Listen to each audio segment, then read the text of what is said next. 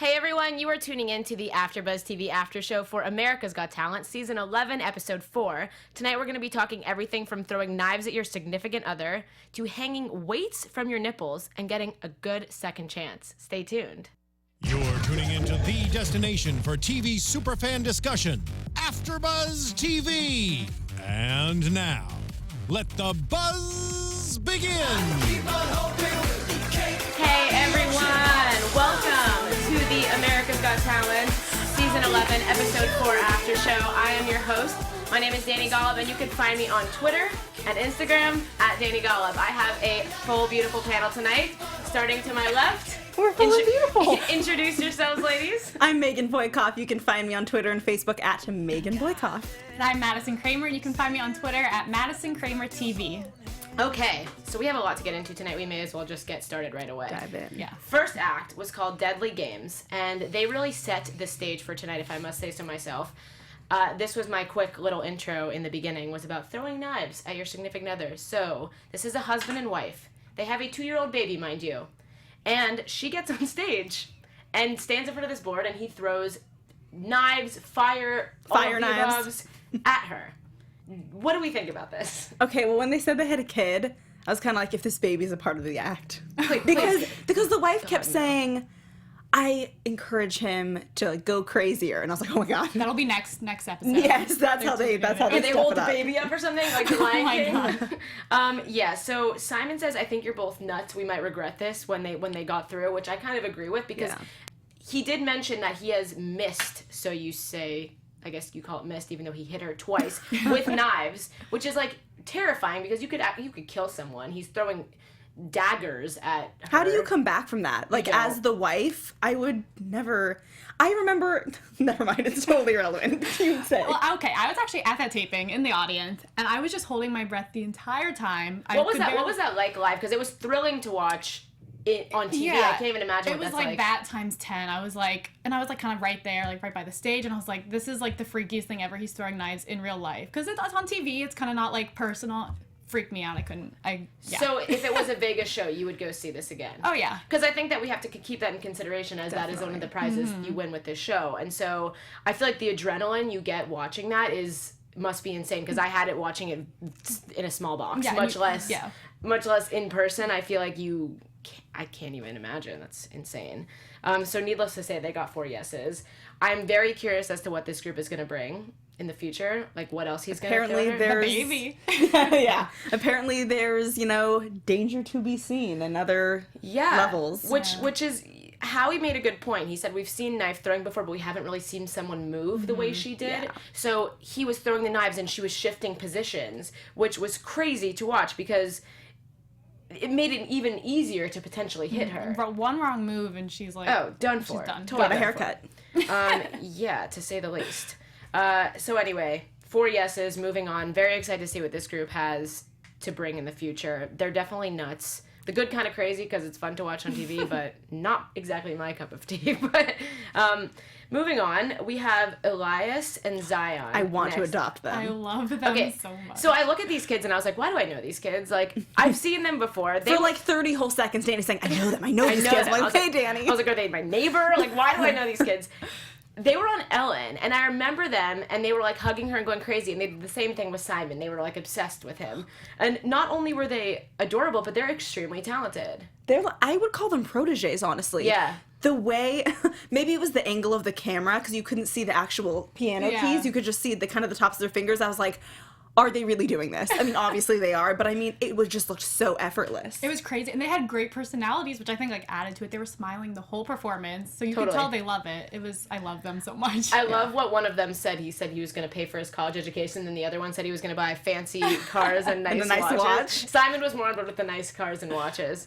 He also, Elias, there it is. He also said, sometimes life isn't fair. I was like, okay. And then when they started singing Spice Girls. Oh yeah, to Mel B. So it was like, you're perfect. Yeah. What I loved about that is that these little kids were exposed to the Spice Girls. I was like, I hope that they don't go away. We're 90s babies, so we love Spice Girls. Yes. And, it's not like it's the Beatles or anything. I thought maybe that they would expire, but I'm glad that their mom is showing them quality music. Next up is, so they kind of do a bit of a montage of kid groups, because they're, like they said, the kid acts this year have been extremely impressive. I feel like, three the Golden Buzzers have been kids. Like, all of these amazing kids gets 4 yes acts. So I'm excited to see like how they progress, because sometimes I worry, like we've mentioned in past episodes, that they're good for kids, but can we start to compare them to adults? Right. And I think in terms of Elias and Zion, they are better than any adult I've seen play piano in a while, so they hold up. The next group was called DJ Olivia. It was that family DJ dance. Oh my gosh, that was such a cool little clip. It was super quick. They were 18 to 8 years old, and they were amazing. They got 4 yeses. It was like, let's bring them in, bring them out. They were great. That DJ was the light of my life. She was like, yeah, I'm the DJ. So cute. Like, yelling at Simon. I was like, get it, girl. Yeah, and then they have the kid dancer. We didn't actually get his name, but he was like a contemporary lyrical Singing to dancer. Let It Go by James Bay. Is that one? Parker, I think. His name was Parker. Amazing also. We had the Axel Cortez, who was the 17-year-old who was balancing on all of those circles and jump rope. Megan almost lost it. That was like the most anxiety-ridden moment of the show, and it was just a clip. Right. Sometimes I feel like with those that I wish we got to see the whole thing. You know, we don't get to see everything. How do you discover that kind of talent? And anyway? He looked so uneasy the whole time. He wasn't even like I got this. He was just kind of like scaring me. I feel like with that he figured that out via being a good skateboarder. Right? You know what I mean? That makes sense. That's interesting. Because sometimes I think more like along the lines of Deadly Games, how do you just start throwing knives at your wife or husband? Like, how does that start? That's my question. Fight. It's like, oh, like, honey, let's try this out. Like, I'd be like, yeah, divorce. No. We're not throwing knives at me. So that's more of, I wonder how that he figured that out. I feel like kids just climb on top of weird stuff all the time and figure out weird talents. Yeah. It's better than the dude that hung the hook out of his nose. I was like, I found my assistant crying in the corner, and I was Oh like, my gosh, you're right. That was that was at like, what was that, at like a therapy class or something that they found each other? I don't remember. No, he found her in an alley. She was a fairy. Oh yeah, she was the fairy. A different. There was another one that was the. Oh, it was Rose and. Yes, the dancing. Yeah, they met each other at like condolence class. Okay. Anyway, the next step is Jana Brown. I believe that's how you pronounce her name. She's a 14-year-old singer. For those of you who watched season 10, she kind of reminded me of Samantha Johnson, who is a really amazing young singer. What did you guys think? I thought she had a huge voice for her age, but my problem is I'm afraid she's going to get overshadowed. We've seen so many big kid acts. I mean, Grace. I'm just worried that it's not going to be enough. That's fair. I thought that she had such a warm, embracing tone, and what a song to choose. That was something they really focused on, was the maturity of the song choice. Yeah, so I was impressed with the song choice and her sound. You could tell she was a little nervous in that first note. You could like see her cheeks quivering, but I couldn't hear it. But you had an astute realization, which I'll let you share, about how she'd fare on the Voice. So my thought process was, I was listening to her, and I'm an avid watcher of a lot of competition shows. I watch The Voice, and I was listening to her, and I listened to the talent on those kind of shows, and I go, who would be the one to turn the chair for her for this performance? It was a strong performance, but do I see her competing with the big dogs? There was nothing big enough. You know what I mean? So I think she was great. She got 4 yeses. I mean, Heidi and Mel both gave her a standing ovation. And Simon said it was one of his favorite auditions. And so sometimes I think with some of these, with singing maybe in particular, it doesn't always translate as well to television maybe as it does in person, especially with a song like that was kind of a more mellow. But you were there. Were you there for Not this that one? Oh, They JK. cut different. Funny thing, yeah. Oh, Okay. yeah. Explain that a little bit. Once we get to that act, I will, but they cut all the different tapings together because I was at a taping and they've been showing, I'll be on later, I'll tell you when, and I wasn't at that act that I was reacting to, right, so it's some crazy. TV magic. They do a lot of that kind of stuff. I know, with the outdoor acts, they shoot, the audience inside, then it's a totally different day when they go outside and just put the judges back in the same outfits. They just cut reactions into different, so a little movie magic fact. there. That was fun. But she got 4 yeses, and, I mean, like you said, I don't think she necessarily stands up to some of the other vocal competition in this show, much less if you're going to be a singer and win the show, you have to be the real deal because you're going to probably get a recording contract of some sort. And I don't know, maybe she will mature as we see. She's only 14, which is impressive. Yeah, she has time. Again, with the young singers, though, because a 14-year-old isn't old enough to go on The Voice or Idol or anything. So I think that a lot of them are coming to America's Got Talent because It's the only stage it's the for them only right stage. now. It's the biggest stage for them at their age, which is interesting. The next step was Sauce and Victoria, who were kind of a blast. I loved this. They were quick changers, and Magical quick changers. He designed all the outfits himself, which I think that for one time in this show's history, Heidi has actually been able to have a legitimate opinion about something because she's a model and is a host on Project Runway. No, sometimes I think, though, it's like Howie's a comedian, Simon's like a talent manager, Mel's a singer. So Heidi's really beautiful, and she always has. I actually sometimes agree with her the most, but she had some credibility here. She had like some street cred for this act because I think like I said when we were watching, I was like, I feel like Heidi could probably do this. Like, yeah, and do it better. What do you think? I was increasingly impressed as I watched it. I don't think it's not a Vegas show. I wouldn't go pay money to see that on a Vegas stage. I feel like it's part of an act. You know what I mean? Yes, it's like an opener. Like right. it was amazing. It was very impressive. It was very cool.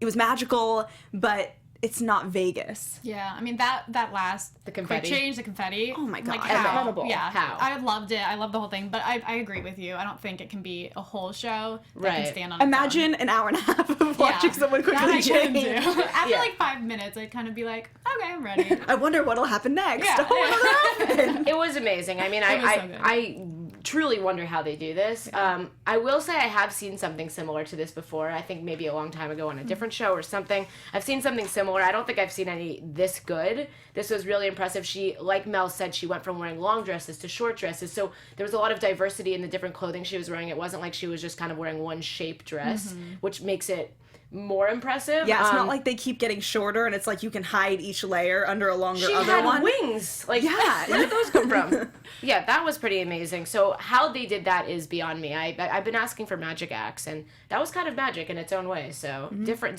than like close-up card magic, but We're about to get a better one. definitely magic. We're about to get some real we are. wholesome card magic, though. Before we get to him, let's chat about Robert the Compliment. Do we have to? This kind of reminded me of the woman who was the like laugh therapist a couple weeks Oh, ago. yes. I feel like they would get along and be Useless. great friends. I feel like they both belong at Venice Beach. Yes. Like, making That'd be $1. perfect. Like, I love his reasoning. He just wants to make people happy, and it was so cute. He Yeah. just didn't execute it. There was just nothing there. I don't know. I kind of liked how he got an X from each judge as he complimented them. I was like, this Way to is- kill the dream. This is kind of ironic. And Mel B was like totally for it at first. She's like, I love this, like getting Give me compliments. more. And Give then me they're more. like, okay. Yeah. You're done. That was strange. I literally wrote down, what did I just watch? Like, what is happening? Anyway, that was strange. Next up, Magic is finally here at Yes. Talent on the stage. John Durebus. Yeah. Durenbus. No I'm idea. sorry, I'm totally botching your name, John. But he's 35. He plays on the Philadelphia Eagles. Big, strong guy. You would not expect him to be a close-up magician. Like, I feel like his friends from the football team are probably like, wait a second, you know, like this is a hidden talent that like maybe he doesn't do in front of all of his big bad football He friends. said he did. He said he did on the plane to pass the time. Yeah, I so mean, funny. I think that this is kind of the kind of thing where I guess he must have some downtime and discovered this like amazing talent he has. But he's a close-up magician, and I think that close-up magic is sometimes really hard to execute well on a stage like this. Because think about the size of the auditorium that he's in, and to fill it with a deck of cards. Yeah, I mean, I was at that taping also. Oh, you were? But I couldn't see anything, but you could just tell by the judges' reactions. They were just, like, Oh, amazed. interesting. Yeah. Interesting that you couldn't see anything. So I hope that he brings some bigger magic to Yeah. the table, because Or that it's broadcast better for the audience, at least. Yeah, I don't That's remember. interesting. Maybe they did and I don't remember. But I'm an Okay. Eagles fan, so I'm so happy for him that Right. he's doing so well. So yeah, He was a great performer. Yeah, Like, it's he's so surprising personal. that someone can be so athletic and also be such charismatic. so too. charismatic Yeah. and so funny. And then, you know, there's the magic talent. I can't wait to see what he does next. I wrote down golden buzzer, please. Like, I thought this guy totally deserved it. We haven't seen much magic, if any, this season, and this was amazing. He executed to perfection. Like, I want to know how he did what he did. I want to watch it again. I want to watch it like 3 times. Simon And- was speechless. was When is speechless. Simon that doesn't ever happen. speechless? That never happens. And never happens. And what Simon said, I wrote down, he goes, it's not a trick, it's magic. Like, which is so cool, because because I watch a lot of magic. I'm a big fan of Penn and Teller. Like, I love magic stuff. Nerd. Just kidding. It's cool. It is really I love cool. magic. I think it's really cool. So I sometimes am not super impressed with card tricks and stuff because I feel like I've seen a lot of them before. I haven't seen this one before. Yeah. And I mean, the fact that he had Simon's card folded up before, and Mel said she kept her eye on it too, which I thought was the most impressive part because it's all about sleight of hand, and I thought maybe, you know, with camera cutting and stuff, they could have switched something. Did they stop, or was it one smooth? It was all one thing. It was one take. Yeah. That's good to know. Yeah. Do it. I don't know how he did it, but I would have given him a golden buzzer. I was hitting mine. Yeah. I know I have my own personal golden buzzer. I was hitting it for him. He got 4 yeses, deservingly. I mean, the only positive thing, as we say every week about not getting the golden buzzer, is we get to see him again sooner. So Yes, I'm excited to see what else he brings to the table. I know that Colin's Key, if you're a fan of the show, did a lot of really big magic and kind of like mentalism, and so I wonder if he could bring some larger things to the table because sometimes, I mean, I guess card tricks are big in Vegas. Matt Franco, who won the show a couple years ago, he did a lot of close-up magic and he won. So I mean, Colin's Key actually went on tour with Demi Lovato and did. opened for him. Like, that's crazy to be in a concert like setting. Yeah. And I saw him and it worked. he's so. amazing. Wow. He's Yeah. amazing. He is so talented. So magic is cool, okay? It is cool. It's totally cool. I Demi Lovato agree. approves. And I love Demi That's all that Lovato, matters, so yeah. hail the queen. If Demi likes it, it's cool. Demi- Anyway, This one time, Demi Lovato wear army pants and flip-flops, so I wore army. when I go on tour, I'll make sure to bring a magician like Demi. Okay. So next up we have Velahare, who's kind of an adorable big baby. Is there an earthquake? No, Am it's I an airplane. crazy? There's an airplane. We're by an airport. Oh my God. I was we like, get a the lot of floor is airplanes. shaking. I was so anxious about it. Okay. If anyone is watching from Burbank Airport, hello, Megan here's you. You're freaking me out. Okay. So Velo is a 52-year-old acrobatics teacher, if you will. Everyone was trying to figure out if he was wearing like a turban or a helmet. His whole getup was a little strange, but I loved it. Megan didn't so much. I didn't love any part of that. It was too gross. The little booty in the back of he's kind of like an adorable big baby. Adorable is not the adjective I would like choose. old people, whatever. He was in great shape for his age. Oh, He was. Yes. It yeah. hurt me watching it, though. Yeah, so his act was I call him Pretzel Man because he literally Yeah. A lot of pretzeling. he just folds himself in half and then does things like hop on his hands or swing from a rope, and then he was With his mouth. Hung on to he it. climbed a rope with his arms while his whole body was contorted, and then he hung on by just a mouthpiece, which usually this kind of stuff grosses me out, but I actually thought this was pretty cool. Like, I wasn't like, ew, I'm gonna throw up. This was more like, whoa, this guy is insane. He's crazy. Like, wonderfully crazy, though. You know what I mean? I Like, wasn't breathing for the No, she second was half not. of his performance. Yeah, at first I was kind of like, okay, he's like knocking blocks off. That's- and I then he wrote starts that- jumping. Yeah. I wrote that too. I wrote at first I thought this might have been a little boring. We've seen Yeah. a lot of hand balancing, we've seen a lot of acrobatics, but then he started climbing ropes and stuff, and I was like, okay, Yeah. this guy's the real deal. So he got 4 yeses. He was very cool. I'm excited to see what else he can do because I feel like he said he was gonna I don't know what, he's gonna do some crazy stuff next. I'm excited to see. We get to a singing montage of a bunch of singers that Simon says no to, and then we get to Ronnie Maron. She's 62 years old. She works as an assistant, and she did a song that just wasn't a good song choice for her. I think she struggled a little bit through it, and then It was, before you move on from that, being a performer myself, doing theater since I was young, I was always told that first note is basically the most important one because that's the note where you like get everyone's attention. So that's Right. always what I'm paying attention to. It was not a strong start, and it just continued, of course, not being very strong. So I was kind of like, it's a flop. right. What did you think about her first performance? I mean, the first one was slow. I wasn't really, like you said, I mean, if Simon didn't give her a chance to switch, it would have been no, obviously. So, so how do we feel about that? Megan and I both thought that maybe that this was a little staged. I don't know. I'm a little torn because I would hate to think that happens. Were you there for this? I wasn't at that one, but they did show me. I got a close up in that act, but I wasn't there, so it's kind of nothing more TV magic. So I wasn't there. I don't know if it's Yeah, they staged. showed her reaction, like cut to the audience and showed her. Yet Yeah, she I was wasn't actually there. not there for that act, which is funny. But Yeah. anyway, I wonder how the audience was really reacting. they're probably like, I don't know. crazy. Cut you in.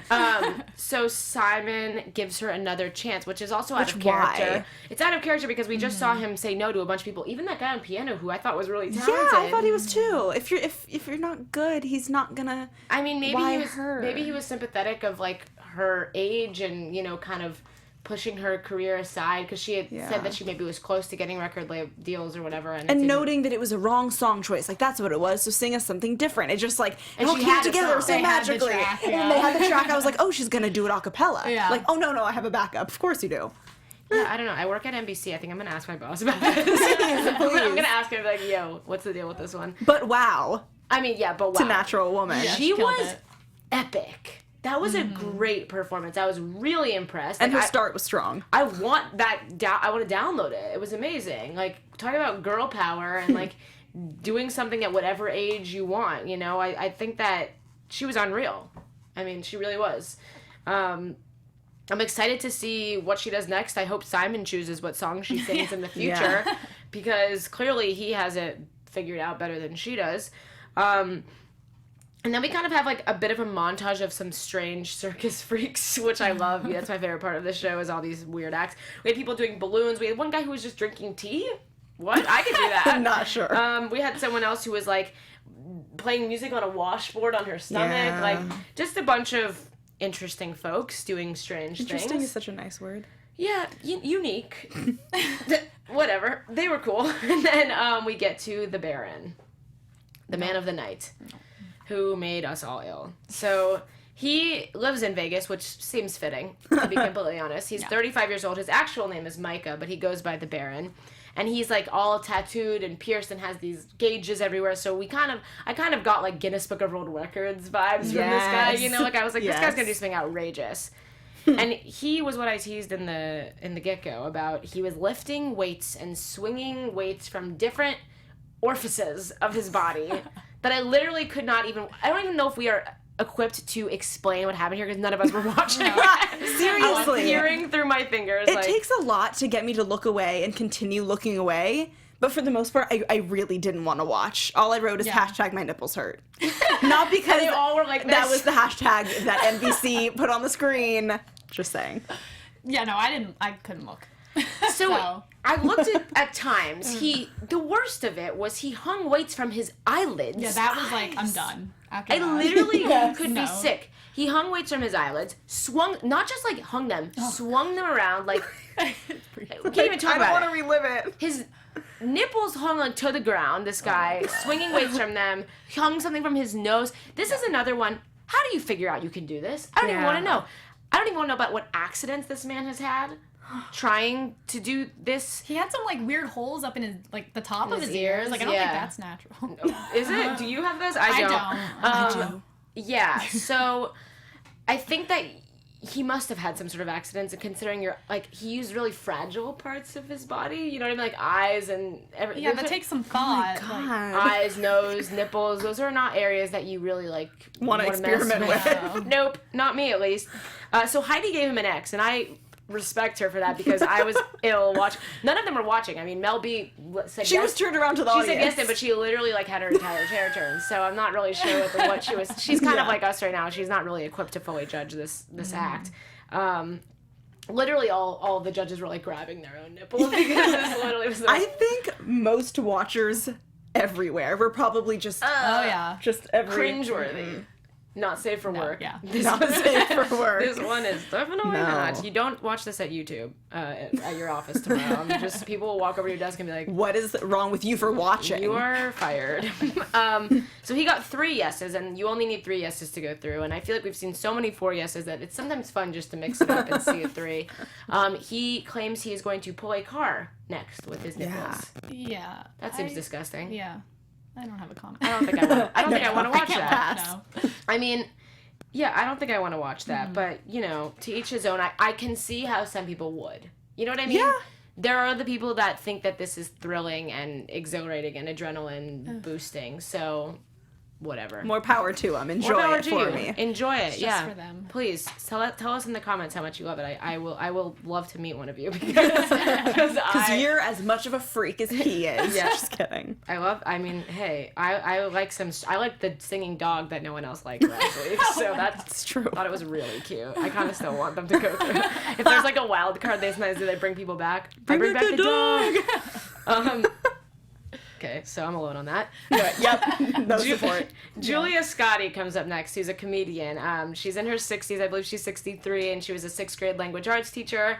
And my first thought when I heard she was a comedian, I was like, is she Lori Mae Hernandez's like grandma? Or like, can they do some sort of duet? Because I feel like they have really similar energy. You're right. You're right. I really like both of them. I love comedians. I love female comedians. Like, I think it's awesome. And you were really vibing on the fact that she just like wasn't down to be in a knitting club and was like, she was like, I want to do something. And I'm like, yeah, girl, do something. So she is, you know? She is. Who has the balls to go display your talent for the world and then to do it at that age, you know? Like, I loved it. It's really easy, I feel like, to fall into what society tells you should be doing at a certain age. Whereas she just kind of is defying all of that and breaking down barriers in more ways than one, which we will get to. But I just loved her energy. I thought she was funny. When she first came out, her first joke was like a bit of a miss, which is really hard to come back from as a comedian. Yeah. I'm sure you understand, like, performing in theater and everything. Like, when you have this huge audience and the first joke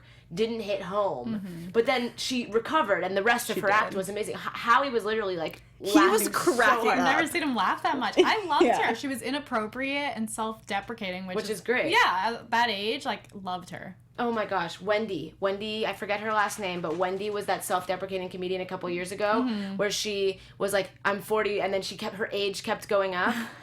She was like, I'm 44, and then she became 50, and then it was like, I actually met her on an airplane one time, and she was amazing. Loved her. Can't remember her last name, but this kind of was a similar to self-deprecating, hilarious act. Something you don't expect from someone who's 63. I mean, my favorite line, she goes, I'm fat, single, and broke. My 401k would only cover a month and a half of Netflix. I was like, she is amazing. Like, she said I could have gone on for another 45 minutes. I could have listened for another 45 minutes. Yeah. Like, I love stand-up. I listen to it all the time when I'm commuting. I would love to listen to Julia Scotty's full set. Like, she was great. We find out later that she is transgender, which is amazing.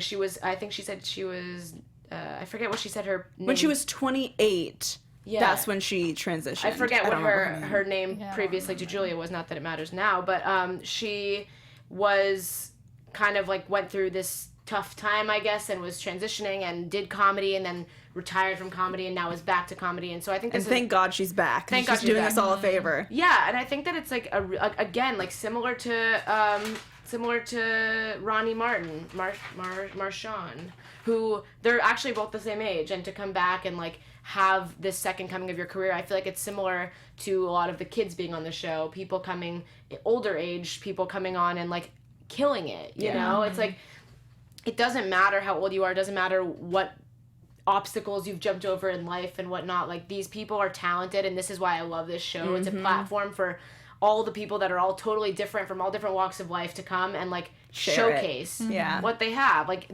where's another stage where someone like her, because I watch Last Comic Standing and stuff, but it's a lot of like young people. That's where like Amy Schumer was discovered, and those are more like Second City UCB people. She is unique and like isn't a part of that comedy crowd. She's not like the Broad City Girls, even though I think they should feature her. They would love her. Yes. And she is them in 40 years. I was gonna say Abby and Alana just like channel some Julia Scotty, but I loved her and I can't wait to see more of her. Agreed. 4 yeses. 4 yeses. 3 yeses from us. So she got seven yeses. 7 yeses. And then dun dun dun, golden buzzer time. Okay, wait. Golden buzzer time / Dani and Megan start to cry time. I was like, now we're gonna cry every time. I always know, but this time was worse than ever. Yeah. This really got me. What a story. So her name is Callie Bevier. She's a 16-year-old singer, Callie Bevier. Bevier. I spelled that funny. Callie Bevier. My apologies. She's a 16-year-old singer, and we first saw her, we're like, wow, she's absolutely gorgeous. She's stunning. She was rocking the pixie haircut. Yeah. I mean, like, and then she kind of gets into how she didn't choose to have that haircut. And at 16, or I guess 15 years old, she was diagnosed with stage 3 ovarian cancer. Crazy. Which is crazy and unheard of for someone that age. That must be so rare. Because, I guess you're, like, in the middle of puberty at that age, you know? It's crazy to think that's, I feel like, something that you usually associate with people much older. Yeah. But she probably didn't even like finish getting one of those Gardasil shots by that age. You know, it's crazy. I mean, she's a baby, she's a kid, and so to go through something that Devastating. Yeah, I don't even have words. To go through something like that at that age and to come out and still be so like bright and like lighthearted and positive is really the most amazing thing. And she sang Fight Song by Rachel Platten, which when I saw that she was singing that, I was like, no, I'm done. I'm crying. Yeah, Tears. so I was crying from pretty much the second I saw her and started to hear her story. And she had the entire crowd on her feet. And not only is her story strong, but she is extremely talented. Yeah. And sometimes I feel like they pull on the story and it makes you like them more. Even there was that family last week that had the teen mom, and that was a really beautiful story, and they were okay. They were good. Right. But like They were I really liked just them okay. I liked them more because of the story. This Callie was the real deal. Mm-hmm. Not only was her story beautiful, but she's like beautiful inside and out, this girl, and her talent is like beyond. Yeah. The emotion she put into her performance, I mean, you could tell that she wise felt beyond it. her years. Oh, yeah. Yeah. She had incredible control. Yeah. For a 16-year-old singer, she had control and the intention in her words and the lyrics. I was like, I believe the words that you're singing. That's important in a performance. I loved her. And also, Kristen Stewart, does she look not exactly like Kristen Stewart? She does. I was she like, really does. That's actually a really good point. found her doppelganger. She could There play you go. Bella Swan in the remakes. Whatever. But yeah, she was amazing. I cried a lot. Simon gave her the golden buzzer, which is pretty unbelievable to get a golden buzzer from Simon Cowell. What do you guys think about that? I mean, when does that happen? I mean, it's well-deserved. I'm so glad she did, but that's just from Simon. And she even said after, she's like, Simon gave it to me? Like, Yeah. And the fact that it was kind of like in the middle of his own sentence, he was like, I just have to do this, you know, to be like overcome with needing to do something that if you feel it that strongly, that was nice to see. And I was, before this, when I saw that it was golden buzzer time and I saw that she was a singer, I started to groan and be like, why are we having 4 golden buzzer singers? I forgot about that the second I heard her sing, because she was epic, deserved this more, if not equally to the other golden buzzers, you know what I mean? This girl is the real deal. Simon was like, I think we just like, everyone's gonna fall in love with her, and Howie's like, they already have, you know? She's, I can see her going very far in this competition, deservingly so, and I hope, I feel like she's the kind of girl that's going to continue to do really powerful songs. I'm excited to see what other music she does, and I think that it was nice to kind of get a more recent song. I feel like a lot of them have been doing like older songs, or Grace did an original like music I wasn't really familiar with, so this one was one that you hear on the radio, so Yeah, I think good that choice. it was a great song choice. And Simon even mentioned in the Ronnie, that she needs to be more relevant when she did older songs. So I think the fact that she came out and did Fight Song, I think it was perfect. Gotta stay contemporary. It was There you go. perfect. I love her, Callie. You're the Yes, best. yes. Big fan already. So Yeah. that is it for the acts. Let's kind of go into our favorites. So let's talk about only of the ones that made it through. I mean, we didn't really see actually too many that didn't make it through tonight. Yeah. But of the ones that did make it through, let's do a favorite and least favorite. I would say for my, not Golden Buzzer obviously because Callie was a favorite, but my favorite that went through was Julia Scotty, the comedian. For sure. Loved her. Can't get enough of her. Excited to see what else she does. And then my least favorite that made it through was the Baron, just because that is not my cup of tea. I was feeling my dinner rumble in my stomach. Wasn't a big fan, but Not cute. But at the same time, I see how people love that kind of stuff, and I see that this show is a space for that kind of stuff. But like personally, opinion, not a big fan. That's fair. What about you, Megan? I would say my favorite was John, the Philadelphia Eagles player. Yes. I was just surprised by the scope of his talents. Yeah. And that he didn't just settle, like being in the Settle. NFL is settling. That's not what I mean. Just like Bummer. having one career. He's like, no, I love magic, and he's pursuing that too. That's impressive. What did he say? It stands for not for long. In the NFL? Yes, he's been in it for 14 He years has a though. good backup plan. Solid businessman. Right? This guy. Seriously. Yeah. Least favorite is probably a tie between Deadly Games and Sauce and Victoria. Those two pairs, just because The couple. after a certain period of time, I'm like, okay, bored. Bored with knives on fire. What's wrong with me? Deadly Games did scare me a little bit. I don't really love that they have their child watching them do this. I'm like, can someone Child Protective Services. cover the kid's eyes? Like, what if she misses? Their 2-year-old is gonna see. Or You're what if, right. That's my concern. I didn't think of it like that. That was my concern. Is like, It's like, there goes mommy. yeah.